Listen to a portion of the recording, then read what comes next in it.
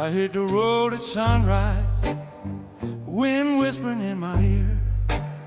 But by the time the moon showed up, I had a whole new kind of fear.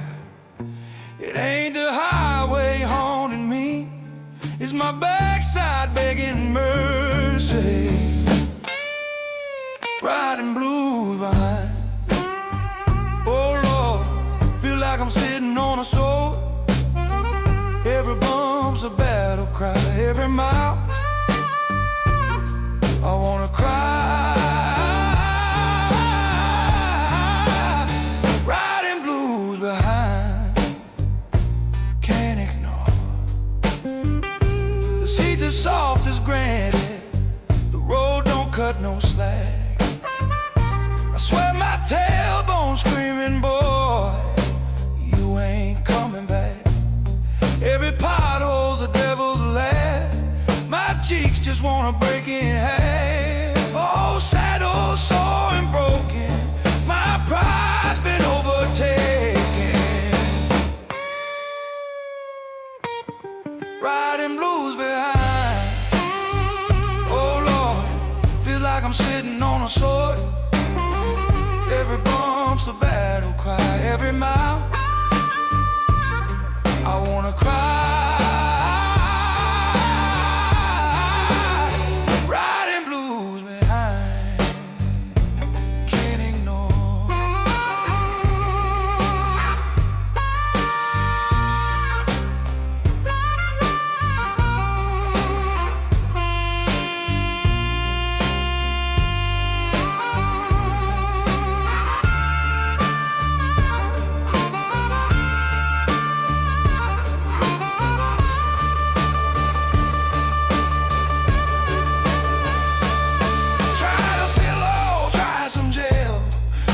Like sitting straight on hell. Leather burns, phone's a joke.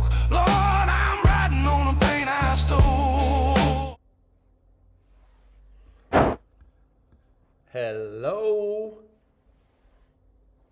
Live from the garage, I'm back. How'd you like that song if you were waiting? That's from the original Cannonball soundtrack for the movie upcoming. So yeah, we're a bunch already. Nice to see you again, at least in the chat. I don't see you, but it's been a while. I made a video and I looked, it was September 7th. So yeah, a bit of absence there, but I was collecting stuff for you guys, and boy, do I have something for you upcoming with the Cannonball thing. So let's just have a look. You know, people need to arrive and stuff like that. The fancy people always arrive late. So we have Taylor here. I'll introduce you soon. And we have Texas Dave. If you've seen my Texas trip, that's the voice, the man, the Texan, Dave. Also part of the Cannonball story in a way.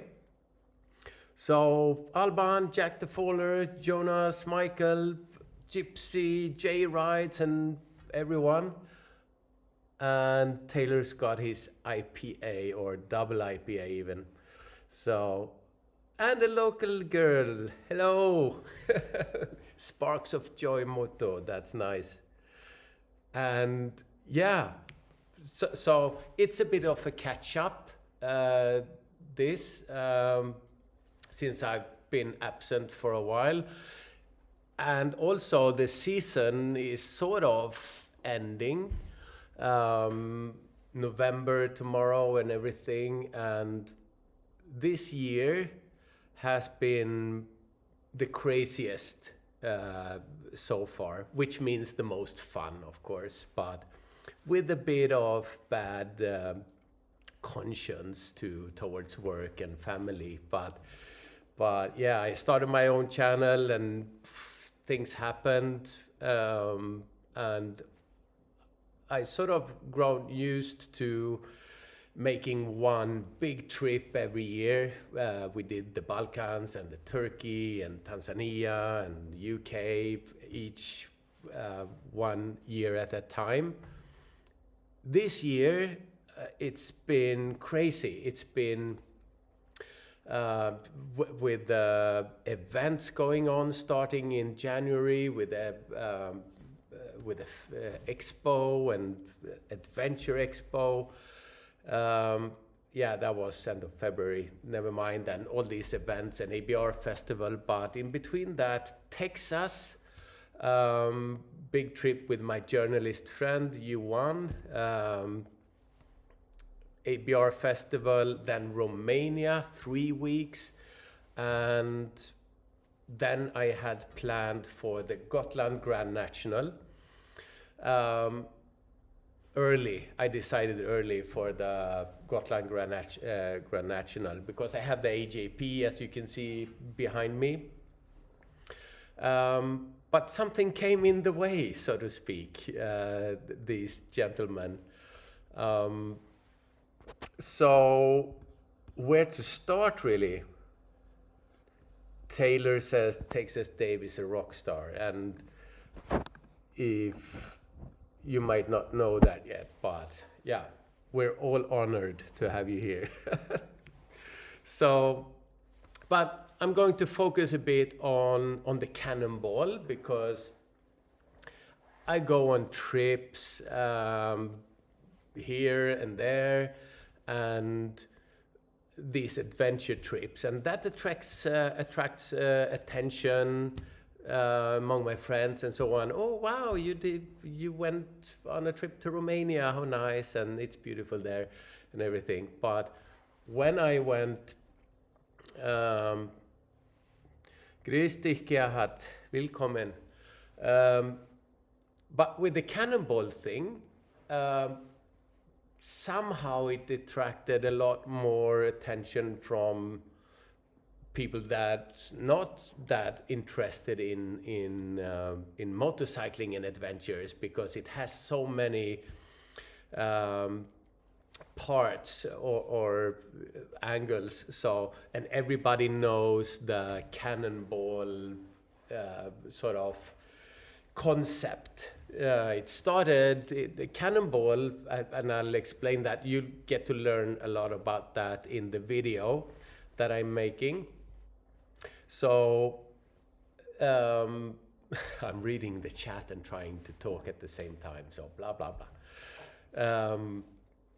In 1914, Irwin Baker, who got the nickname Cannonball because he set 140 speed records, and one of them was on his Indian motorcycle going from the East Coast to the West Coast in 11 days. And you can imagine the roads back then was not interstate highways. So yeah, and then we have the 70s and 80s with all that mayhem when it got really into competing for the best time and not being legal, of course. I think the record is somewhere around, correct me if I'm wrong in the chat, but I think it's about 37, 38 hours from east to west coast of the US. And that means you need an average speed of 140, I think it was kilometers of an hour or something like that. But that's an average speed over the whole continent. So yeah. Let's have a look at some stuff just to get you. We have, oh yeah, hang on. I'm gonna show you my screen here of some stuff. Now I don't see what you see. Yeah, let me know if you don't see. But yeah, Burt Reynolds, and we have the cops and yeah, races and everything. Super fun movie. And we have the Captain Chaos, if you remember him. He'll play a part in my movie also, actually. So, but we have these guys Taylor Lawson in the chat, Aaron Pufal, they have this podcast, ADV, or the Cannonball podcast.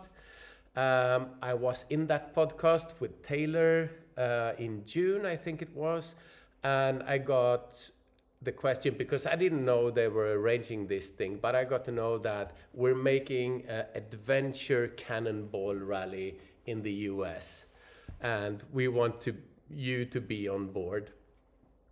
And that's one of the fantastic things about being sort of on YouTube and making movies and stuff. You make a little bit of money, but what you really get is all these opportunities. So, and Taylor, you gave me a list of, was it 13 bullet points of reasons to not say no? And it was a good list, so I joined. I'll show you these guys actually. Hang on. I'm gonna show you my buddies here. Just gonna check that you're actually seeing it. Yeah, you're seeing it. All right, so on the left we have Taylor Lawson, and on the right Aaron Pufal, and from the podcast and organizers of the rally here at the Cannonball Monument in Los Angeles, which is the legendary and official finish line of all the Cannonball runs. So the races end by touching the monument, and that's of course what we did too. Right, gonna catch up. Oh, we have some people here. All right. So yeah, I'll get to the bikes. How was it to ride the GS 1250 again and so on? Hi, Kerry. Good to hear from you. I recovered pretty well, I guess. There we are. Are we on me cam now? Yes, we are. This is just an ad hoc little live, but I'm eager to tell you about my experience and everything. So I accepted the invitation, being treated like a rock star, of course, and yeah, so that was nice. So I had this bike ready, waiting for me, flying into Kitty Hawk on the East Coast, and I'll show you the map actually. We're here, yep.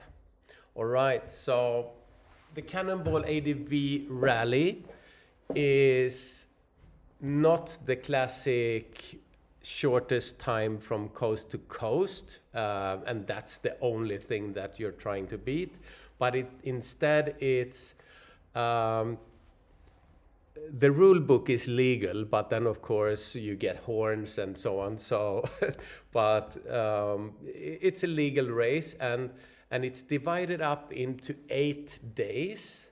So we will cross the continent in 8 days, and every day is sort of a competition in its own. But the grand prize is for the full rally. So we started here on the East Coast. Let's zoom in a bit. We cannot be closer to the Atlantic on the East Coast when we start at Kitty Hawk, where the Wright brothers flew their first powered flight. So this is 1 day. Let's click that line. We have 442 miles. So, and it ends up here. So it's North Carolina going up into Virginia. And you see all these alien heads here.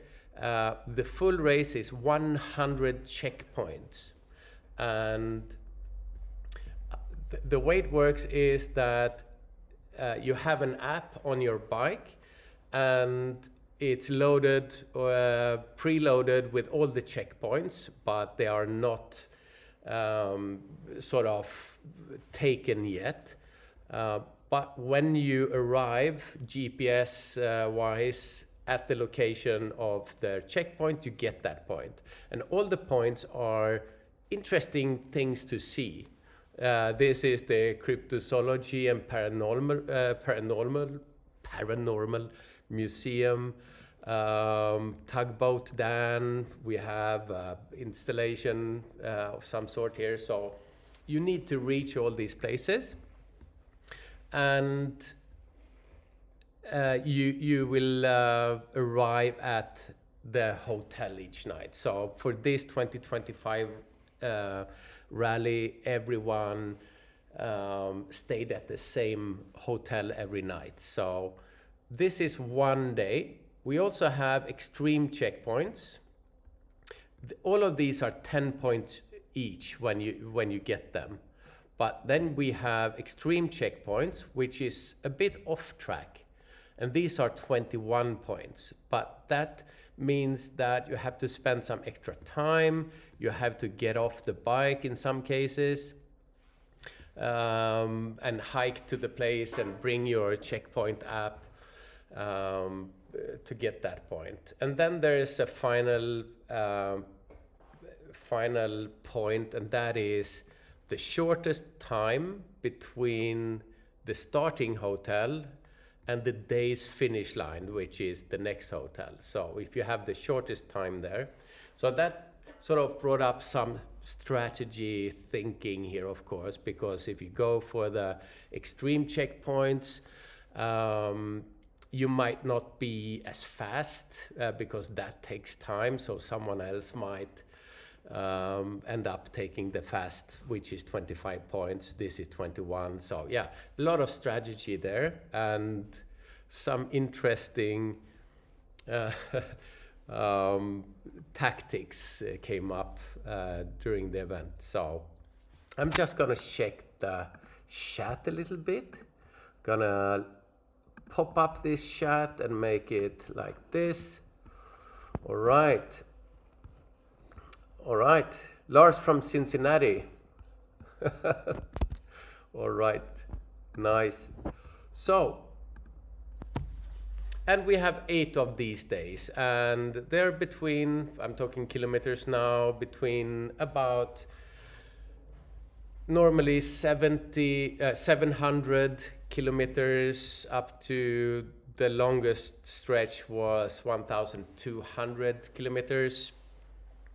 So long days, and people have asked me, you were on the rally, how was it?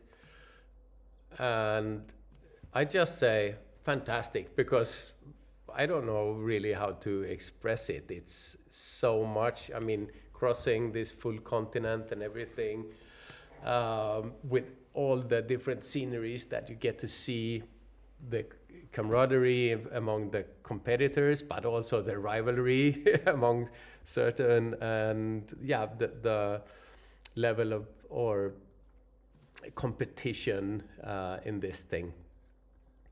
So yeah, I ended up on the 1250 BMW as mentioned. And yeah, as you see, I'm going smaller bikes. So it was quite a big difference going back onto the 260 kilos Rhino.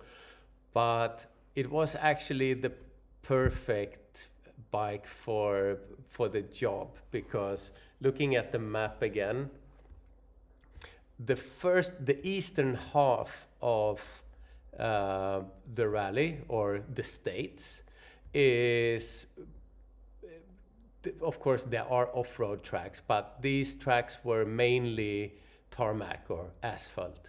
But looking here at the western part, so coming in, zooming in here a bit, now we get the on-road checkpoints here, but we also have the off-road sections here, the orange tracks here.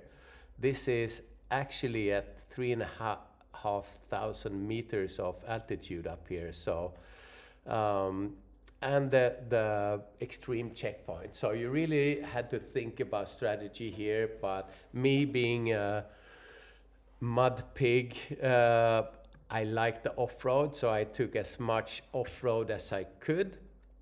And also, you need to be really fast to win the whole grand prize, and it was quite obvious to me after a while that I wasn't going to be the fastest guy. So, but there are sort of sub categories of pricing, and the rough rider for off-road riding was one of them. So I started collecting as much off-road as I could, which was also good for you guys because you get change of scenery and some really awesome places. So with the big 1250 GSA, again, on these long stretches, perfect bike on tarmac. Coming into the off-road, I've forgotten how weight affects the loose surface when, or riding on loose surfaces. For instance, coming high speed with a GSA and into a corner, it has this momentum. It just wants to continue in the line where you have your momentum already. So you need to slow it down, and it takes a while to slow this thing down. And also when we have these uneven surfaces, of course, the slowness of the suspension because of the weight, and it continues down even if the road is still is going up. So that was for sure not new thing, but hang on, need to find you guys again. Sorry, I've been talking, but people are waiting for the Friday cheers, and I'll do that. But I have to explain my choice of beer, which is the cheapest beer on available, really. It's because I'm in the garage, and for the Gotland Grand National, I sold a pair of Michelin Tracker tires, and they are not expensive. So I told him, he asked me, how much do the trackers cost? And I said, flock, 24 beers. So that's what he got the tires for. So yeah, he got the cheapest tires, so I got the cheapest beer. So happy Friday, everyone. Nice to see you here. All right, skål. Skål. Hey, bro. I got some good ones waiting for me when I get back home. Sorry to keep you waiting, Daniel. Right, so I have some exclusive fun stuff to show you. We were making this video. I've been working on this video since I got back 2 weeks ago. And I'm like that. It's when I have this truckload of video, and it's a lot, I start editing, and I cannot function normally at work or at home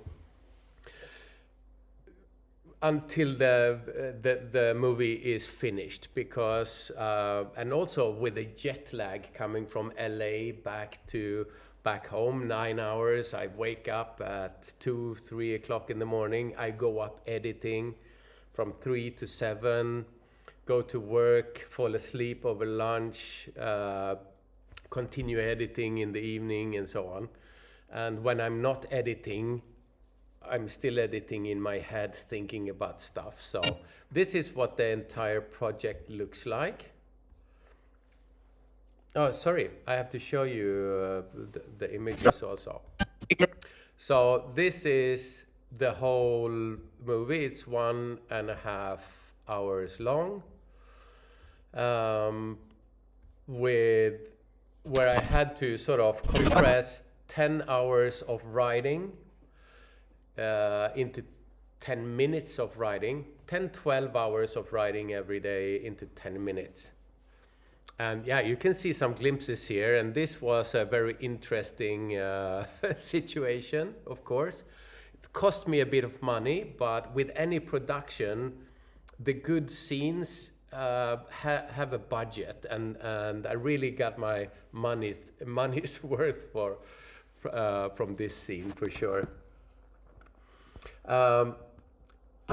We also did a lot of, as you might see, the beginning special. Yeah, you can see these cool shots and so on. Let's play the trailer. Actually, if you haven't seen it, it's this thing. I'll play the trailer for you, and then I can show you a bit how some of the footage came into there. So let's have a look.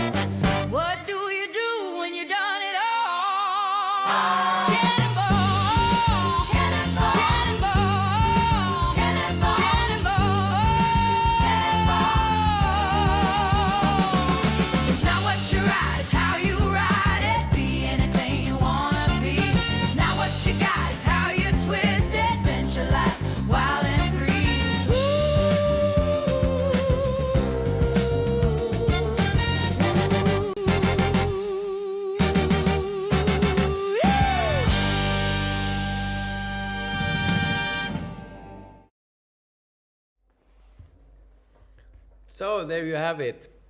If you hadn't seen it, I hope you liked it. You also saw Captain Chaos in there. So while you were watching, I was reading the comments a bit, and I got a few questions about which editing program I use. And I use Final Cut Pro. It's a pay once, cry once. So it's not a subscription thing, and we have the three main editing programs, which is Final Cut Pro, Adobe Premiere, and DaVinci Resolve. Premiere is perhaps a bit expensive. Final Cut Pro is what I like, and I'll explain why. DaVinci Resolve, if you want to start professionally for free, that's the go-to thing, I guess. You can pay for it, but you get a long way with it for free. But it has a very steep learning curve. I use Final Cut Pro because it's professional enough to the level that I need, and it's very intuitive to use. So let's have a little look at a few things that I prepared. Making of, yeah, so we did a few shots because I arrived in Kitty Hawk a few days earlier to get acquainted and jet lag and stuff like that. And we shot some stuff here. Let's see, just things like this. Yeah, whatever you pick. So they were in the van, I was riding, and we were filming just to get cool angles. This is so much fun. There's Aaron hanging out of the open door. Yeah, so this was part of the trailer that I think you should point it a bit angled towards me out, so otherwise the wide angle will get the van also. Yeah, so we did stuff like that. And then we also, already before the rally even started, was avoiding the cops. So I'll show you this one. Aaron is fantastic. I'm for sure going to get arrested for this. So your job is to get in that left lane. Isn't this what 12-year-olds are supposed to be doing and not fucking adults? Oh, there's a cop. There's a cop. Good job, Rob. Good fucking job. Good fucking job, dude. Abort, abort, abort. Yeah. I just love that. We also did, if you remember this scene from the thumbnail and the trailer, we did this thing. Now, right.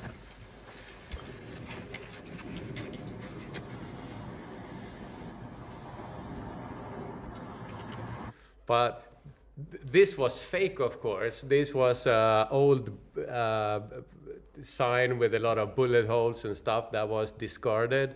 We put it up on this already, a wooden pole there. But a guy came by just here. You can see me stop, look at him.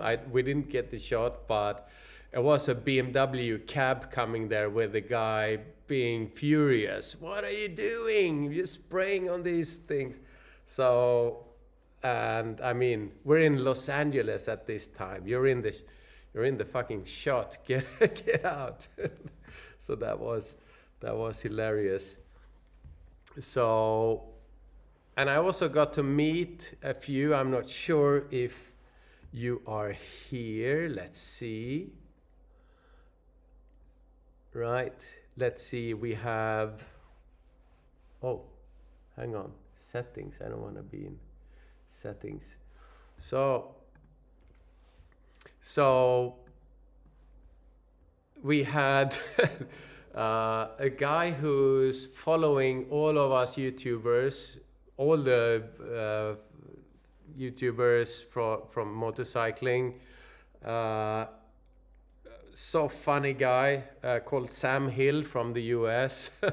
And I met him during the rally, and he gave me a lift and we had dinner. And this is it. I sent Hello this to guys, Thomas. hope you're doing fine. I got a ride today to the restaurant. Guess by who? Sam Hill. The real Sam Hill. Yeah, the oldest son of a bitch in the world.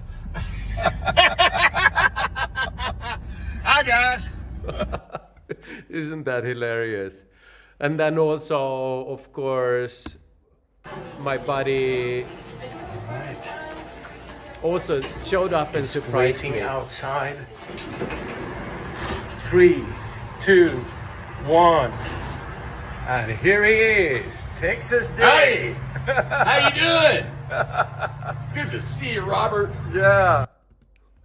So thanks, guys. That was fantastic and such a surprise on the trip. All right. I'm reading a few comments here. So yeah, it was truly unlike anything that I experienced so far, in so many ways, as I explained. I don't want to tease you, but I have the video ready, but it's waiting for the live premiere locally in the town of Lidköping, possibly even here where I live, in Grästorp, for a sort of physical audience, big screen viewing. So I'll do that. And then on the 14th, I will release the Cannonball movie, and yeah, I'm really satisfied actually. It's gonna be fun to see your reactions of it. Like that. What else do we got? Yeah, actually, I do have, let me see.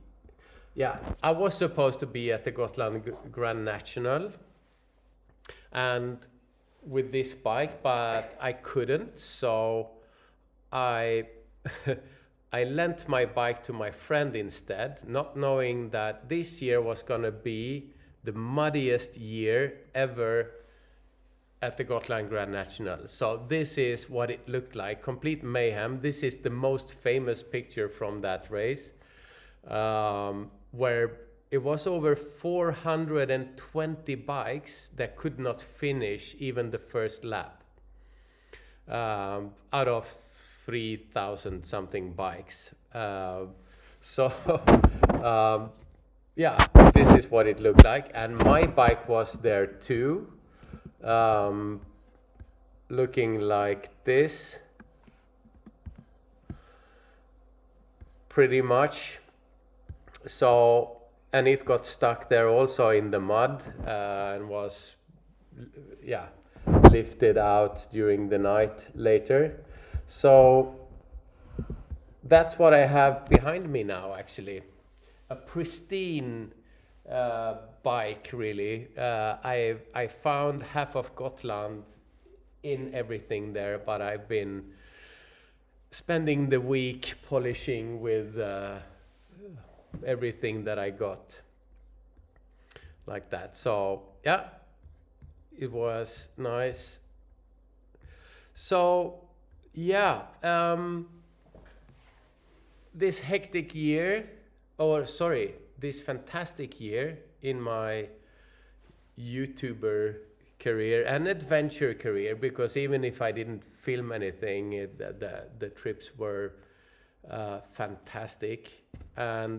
But because it was so packed, and it did take a toll on work and family, because I still have to work and I have a family.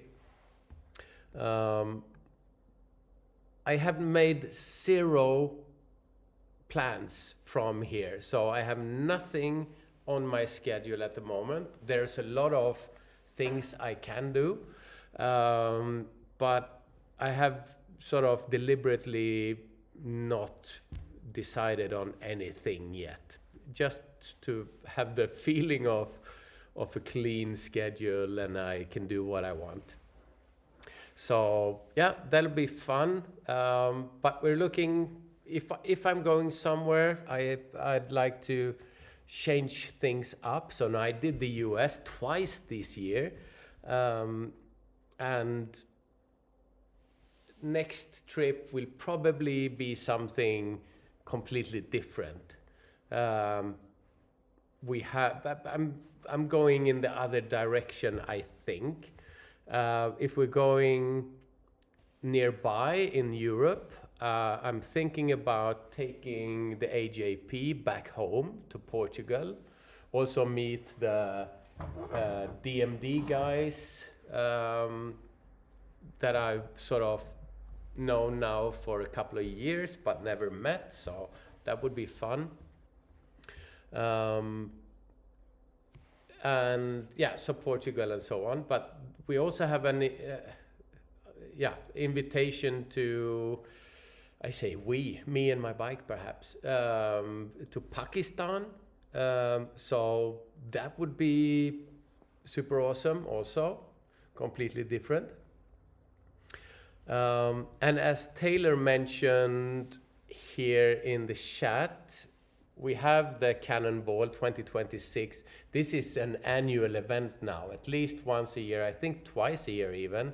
So, and 2027, it's coming to Europe. So if you want to do something like this, but if you're from Europe, it's not easy to find a bike that you can ride from the East Coast and then to the West Coast, unless you want to go the full lap and go back again. But you can participate in Europe from some coast to some other coast in 2027. Yeah, and I hope I will definitely join the European Cannonball, especially if the guys from this year's Cannonball show up, a few of them at least. Would be awesome to ride with you guys again. All right. And we have a few here actually that saw the movie already, the participants of the Cannonball, like Kerry and Taylor here. So, and I got a few good reviews from them. So, Gareth, great to meet you at the ABR 25. And the Swedish redneck, that's Steve MK. He is the Swedish redneck. And riding the Boxer again was great. Love the bike. It's just that I like off-road too much to own one myself, but it was great to ride it this long stretch. Perfect bike for the Cannonball for sure. Just don't go too fast in the bumpy stuff. Like that.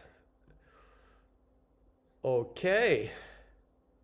Jay also is, yeah, I met a few new guys and you're going to meet them in my video. Actually, I'm going to show you Jay just so he's kind of, yeah, since you're here, this little exclusive here. So this is Jay, and talking about his bibs. The pants he's wearing, so I'll share this one with you. I love those over all pants. Those what? Oh, the my pants. bibs? Yeah, your bibs. Well, so when I got this, I was on my VFR 12, my cross tour, Okay.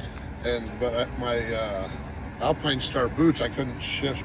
They weren't comfortable. All right. So I went to Boot Barn and I got these. Oh And yeah. look, they're even Stylish cowboy. They're vented too. All right. You can see through them. And then when I was walking out, I saw these, and I go, oh, I need the matching. Yeah. So this has been my uniform. This is my uniform. That's fantastic. I just love that guy. All right.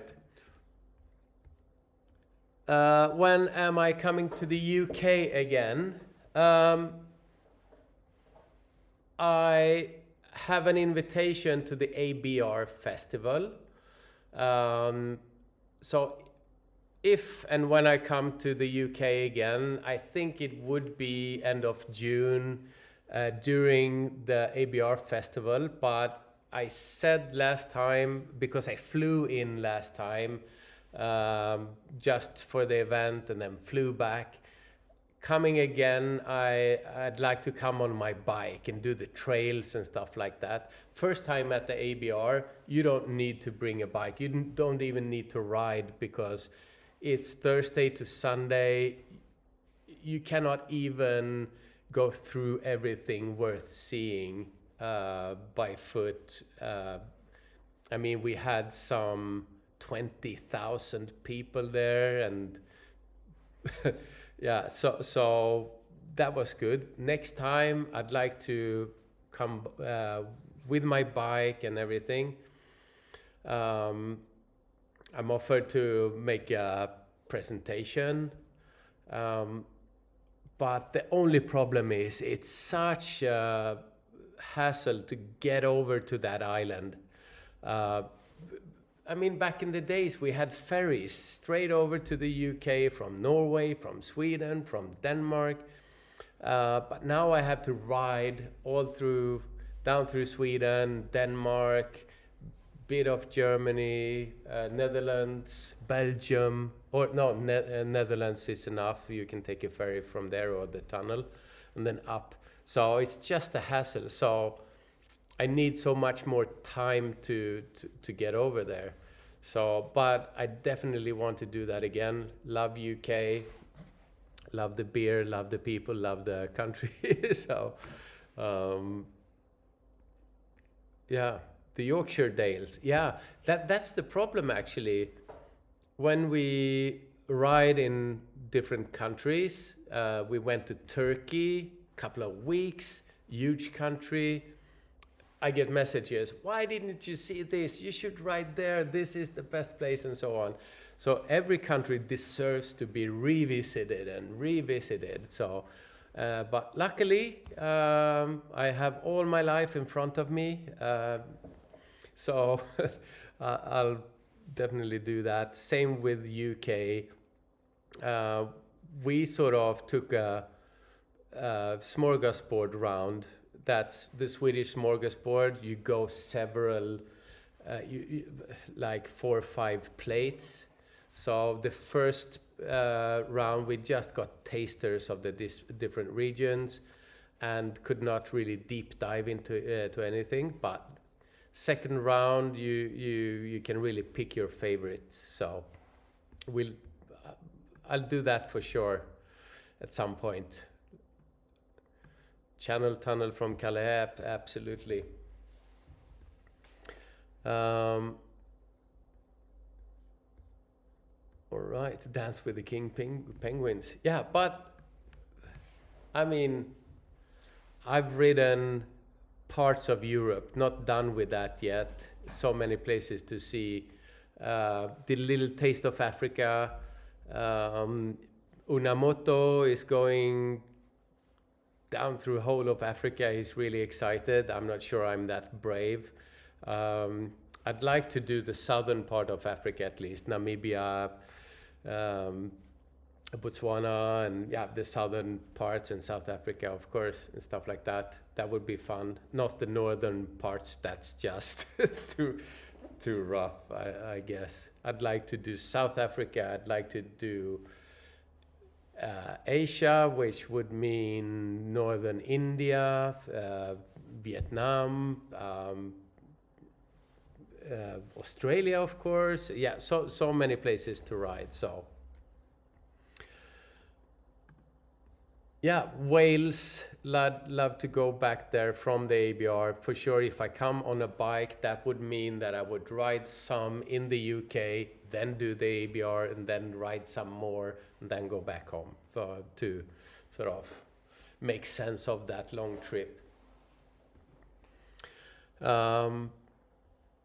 So that's good. Yeah, guys, I'm sort of had all these things to say, and since I cannot release the video yet because I have to wait until the 14th, I thought let's do a little live thing here and share some stuff, and also some stuff I've shown that is a preview, and some parts that will never be shown. And regarding, yeah, it was really exciting actually, because we also arrived there during the government shutdown, where a lot of public places, or yeah, cemeteries and military historic places were shut down, but the checkpoints were in there. So we had to do the cannonball thing and get the checkpoints anyway, not to everyone's, yeah, some didn't like that. Never mind. Okay, that was a short recap. Actually, I'm going home. I have so much better things than this A-bro waiting for me. Really happy that you could join this little recap, and I'll release the video and then some other stuff during the winter. Who knows? Doing some work on the AJP, hopefully with some studded winter tires this year. The T7 stays with me, although I'm tempted on other things, but yeah, we'll see. Yeah, and yeah, there's some reviews for you in the chat already. Great. Let's see where this is. I think I lost all the browsers and stuff like that. It's been an amazing year. Thanks for staying with me, and I promise a lot of new stuff request stuff also. If it's something I can do here or teach or anything, let me know. And you can reach me also on the website, baldinger.se. I have the newsletter there, and yeah, join the conversation. Great. I'm signing off. Friday night is waiting, and see you next time. All right, guys. Thanks.